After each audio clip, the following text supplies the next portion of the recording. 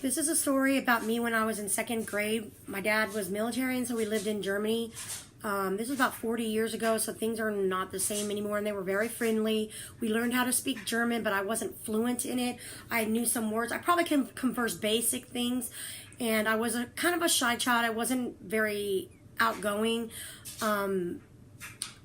This was the first trip we had gone on in a bus.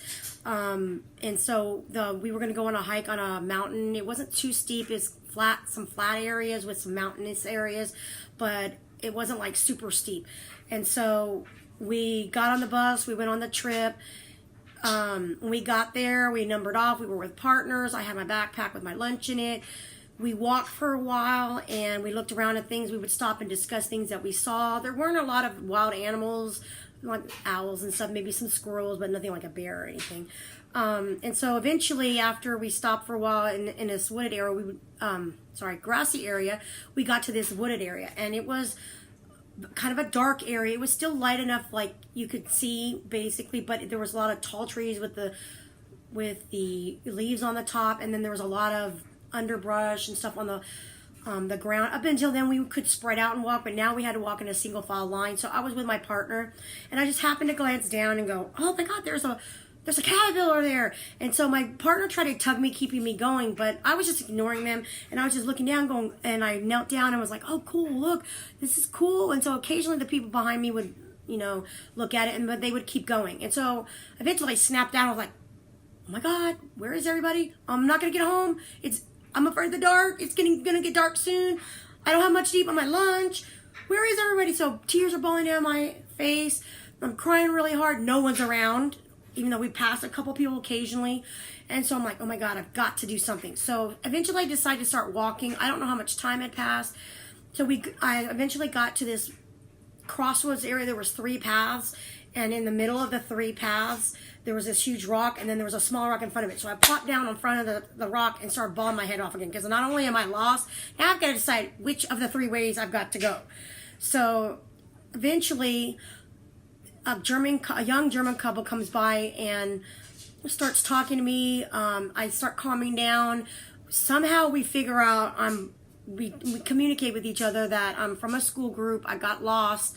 That they decided, somehow convinced me to go with them, even though I'm kind of shy and I don't really want to go with these people I don't know, but how else am I going to get home? I have to get home somehow. So I guess in my mind I figured I'll follow them and eventually maybe get to my class.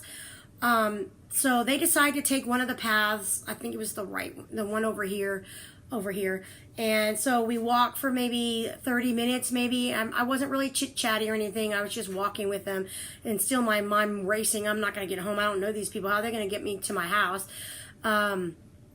So we come to this wooded area again. And then we would go through another area and get another grassy area. And in the distance, I could see the mountain, which was at the top of the mountain at a slight elevation. And in the distance, I could see my class with my teacher, and she was counting off the kids. So I ran, I booked, I left the couple behind, and I was going, "I'm here, and I'm bawling again. I'm going, oh my God, I found them!" And then my teacher was like, "Tina, where have you been? We've been looking for you. We couldn't find you when we were numbering off." And so the couple eventually catches up with them, and my teacher's talking to them, thank you for taking care of this student. And so we eat lunch and we go up to the top of the mountain. At this time I'm still I'm freaking out a little bit still inside, but I'm glad I'm got my team. I'm back to my class again. And so we get up to the top of the mountain. I see this beautiful landscape. You can see everything around you. It was a higher elevation, so it's hard to breathe a little bit.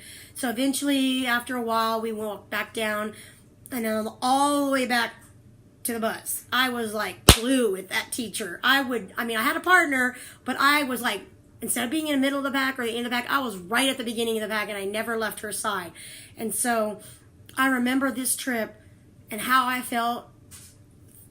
I never forgot it. And every time now that I'm a teacher and we go on field trips, I always double, triple, quadruple check, do I have all my kids? And making sure, what do you do if you don't find me? Or you get lost with me? And of course we have parents nowadays, and things are different. You probably wouldn't go with a stranger. So I even had a child that told me that they were afraid to go on a trip because they would be lost. And so I tell them, hey, I explained my story to them. I was like, I've been lost. I am not going to leave you behind. And so I'll never forget that. Never.